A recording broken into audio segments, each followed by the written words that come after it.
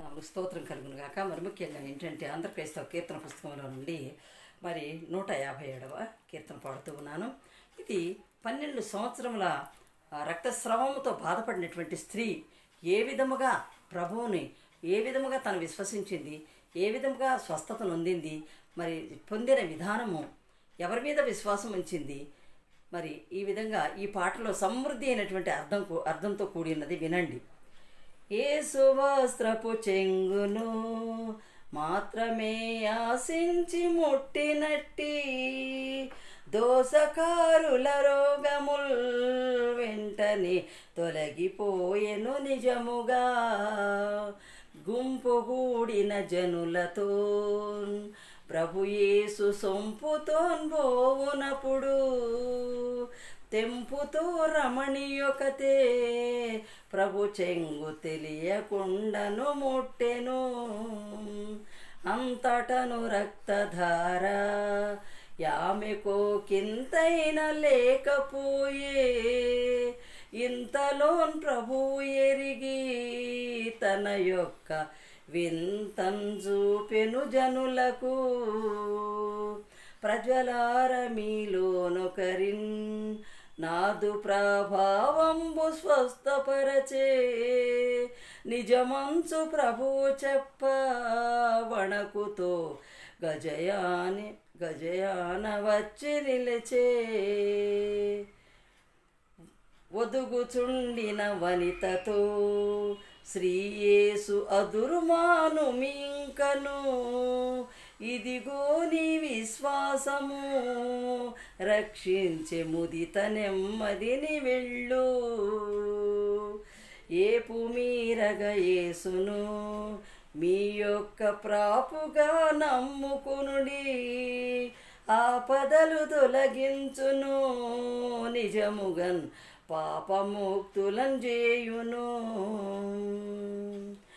యేసు వస్త్రపు చెంగును మాత్రమే ఆశించి ముట్టినట్టి దోసకారుల రోగముల్ వెంటనే తొలగిపోయెను నిజముగా.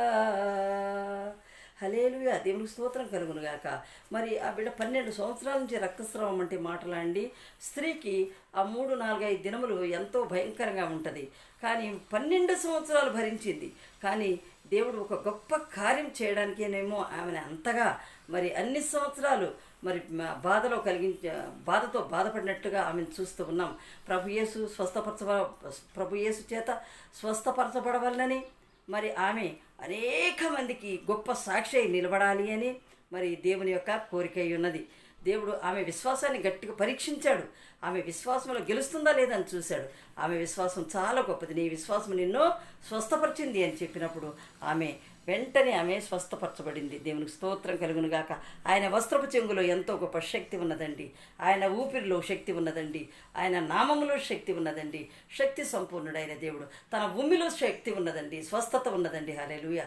తన నామములో శక్తి ఉన్నది. యేసయ్య నామములో, యేసయ్య ఊపిరిలో శక్తి ఉన్నది. మరి స్వస్థత ఉన్నది.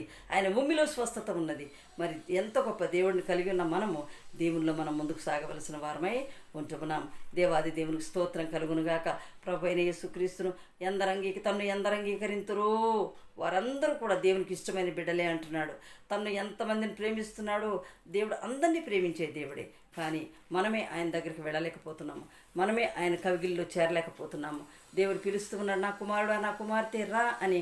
ఆయన చాచిన చేతులతో నిత్యము కూడా, ఆయన చాచిన చేతులతో ఎప్పుడు కూడా నిత్యము కూడా రమ్మని పిలుస్తూ ఉన్నారు. కానీ మనమే వెళ్ళలేకపోతున్నాం.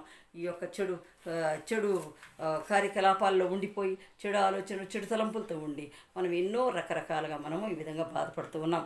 కాబట్టి అలా కాకుండా దేవుని యొక్క బిడ్డలుగా మనం జీవించాలని, దేవుని విశ్వాసంలో ఎదగాలి అని మరి ఈ కుమార్తె మరి 12 సంవత్సరాల నుంచి రక్తస్రావం కలిగింది అంటే ఎంత వాసన వస్తుండొచ్చో, ఎంత బాధపడి ఉండొచ్చో.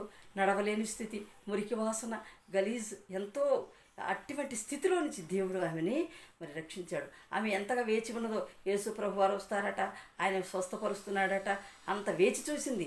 12 సంవత్సరాల నుంచి ఎక్కడ ఎన్నెన్ని చోట్ల తిరిగినా ఆమె బాగుపడలేదు. కానివ్వండి మరి ఎన్నో మందులు వాడి ఉండొచ్చు, విసిగెత్తిపోయి కూర్చుని ఉండొచ్చు బిడ్డ.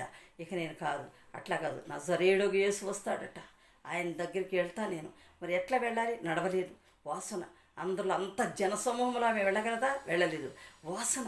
ఎవరైనా దగ్గరికి రానిస్తారా? రానివ్వరు. కాబట్టి ఆమె ఈ విధంగా ముందుకు వెళ్తూ ఉంది. వస్తున్నాడని తెలిసింది. ఇక విసిగెత్తిపోయింది. అబ్బా, నాకు మరణమే శరణ్యం అనుకుంది. విసిగెత్తిపోయి వేసారిపోయి ఇక మరి యేసుప్రభు వారు వస్తున్నాడు, నజరేయుడైన యేసయ్య వస్తున్నాడని తెలుసుకుని ఆ యొక్క జనసమూహంలో నిలబడకుండా అందరూ అసహించుకుంటారని, పాపం అందరు కాళ్ళతో తొక్కేస్తారేమో అని కూడా ఆలోచించకుండా ఆ బిడ్డ మనుషుల కాళ్ళ సందులలో నుంచి క్రింద నేల పాకుకుంటూ దేవుని యొక్క వస్త్రపు చెంగును ముట్టింది. చూడండి, ఆమె విశ్వాసం ఎంత గొప్పది. ఆమె విశ్వాసం ఎంతో గొప్పది. ఒక్కొక్కసారి నేను తెల్లని వస్త్రం వేసుకుని ఉంటాను, తెల్లని స్కార్ఫ్ కదా, నేను ఎప్పుడు కప్పుకుని ఉంటాను. ఆ కాఫ్ని కొంతమంది తీసుకొచ్చి, కన్నబిడ్డలను తీసుకొచ్చి నా యొక్క స్కార్ఫ్ మీద వేస్తారు. అమ్మ, నీ మీద వేస్తున్నానమ్మా అని. దేవునికి స్తోత్రం కలుగునుగాక. దేవుని వస్త్రపు చెంగు ఎంతో ప్రశస్తమైనదండి. దేవుని యొక్క నామములు ఎంతో ప్రశస్తమైనదండి. కాబట్టి మనము ప్రతి విషయంలో కూడా మరి దేవుని ముందుకు పెట్టుకోవాలి. ఆ బిడ్డ ఏం చేసింది? అందరి కాళ్ళ సందుల్లోంచి తప్పించుకుంటూ వెళ్ళిపోయింది. ఆఖరికి ఎట్లయితే ఆయన వస్త్రపు చెంగును పట్టుకోవడంగానే ఆమె స్వస్థత కలిగింది. ఆమెలో ఒక్క రక్తపు బొట్టు కూడా ఆమెకి అవ్వటం లేదు. అబ్బో, యేసయ్యానికి స్తోత్రం. అద్దుగో ప్రభు వెంటనే వెనుదిరిగి, ఎవరో నన్ను ముట్టారు, ఎవరో నా వస్త్రపు చెంగును ముట్టుకున్నారు, నాలో ప్రభావం బయటికి వెళ్ళింది, ఎవరు అని అడుగుతుంటే ఈ స్త్రీ చాలా భయపడిపోతూ వణికిపోతూ ఉంది. అప్పుడు గడగడ వణికిపోతూ దేవుని సన్నిధిలోకి వచ్చి నిల్చున్నప్పుడు, మరి అమ్మా, నువ్వు ఎందుకు భయపడుతున్నావు? భయపడకు, నీ విశ్వాసమే నిన్ను ముట్టి స్వస్థపరిచింది. నీ విశ్వాసం గొప్పది, నీ నిరీక్షణ గొప్పది. మరి మనం కూడా ఎన్నో విషయాల్లో ముందుకు సాగుతూ ఉన్నాము. మన నిరీక్షణ ఎలాంటిదో మనం ఒకసారి జ్ఞాపకం చేసుకోవాలి. మనం ఒక పని జరగకపోతే దేవుని విసుక్కుంటూ ఉంటాము. దేవా, ఇంకెప్పుడు చేస్తావు, ఎలా చేస్తావు ఇంకా అని గొడుగుతూ మనం అనుకుంటూ ఉంటాము, దేవుణ్ణి నిందిస్తూ ఉంటాము. కానీ ఆ బిడ్డ అలా నిందించలేదు, వస్తాడట అని ఎంతగానో నిరీక్షించింది. ఆ బిడ్డ 12 సంవత్సరాల వ్యాధి, భయంకరమైన నీసుకంపు, భయంకరమైనటువంటి వాసన. ఇంటిలో వాళ్ళందరూ వెలివేసి ఉంటారు. ఇంటిలో బాబోయ్ రానివ్వకుండా ఆమెను ఎంత శ్రమ పెట్టుంటారో ఇంటోళ్ళు కూడా. ఇప్పుడు మనం ఇన్ని అవయవాలన్నీ మంచిగా ఉన్నప్పుడే మన ఇంట్లో మన వాళ్ళు ఎంతో సతాయిస్తూ ఉన్నారు. పిల్ల జల్ల ముసలోళం అయిపోయామని ఎంతో నీచుగా చూస్తారు. మన గిన్నె అవతల పారేస్తారు, మన తాగే గ్లాస్ అవతల పారేస్తారు, మనం దేన్ని ముట్టనివ్వరు, మనం కూర్చొని తింటే కూడా అసహించుకుంటారు. ఇంత భయంకరమైన పరిస్థితులు, మనం అన్నీ మంచిగా ఉండా కూడా ఇలా చేస్తున్నప్పుడు మనం ఎంతో కృషించిపోతూ ఉంటాం కదండి. అలాగే మరి వృద్ధాప్యంలో ఉన్న వాళ్ళు ఎన్నో అనుభవాలు అనుభవిస్తున్నారు. వృద్ధ తల్లిదండ్రులు వాళ్ళని పలకరించేవారు ఉంటారు, పరామర్శించేవారు ఉంటారు కదా. వాళ్ళని అలా వేరు చేస్తున్నప్పుడు వాళ్ళు ఎంత బాధపడతారు, లోపల ఎంత కృషించిపోతారో తెలుసా? అది నాకు తెలుసు ఆ బాధ. ఎందుకంటే ఎంతోమంది తల్లులను ఓదార్చిన దాన్ని, తండ్రులను ఓదార్చిన దాన్ని, ఎంతో పరిచర్య చేసిన దాన్ని.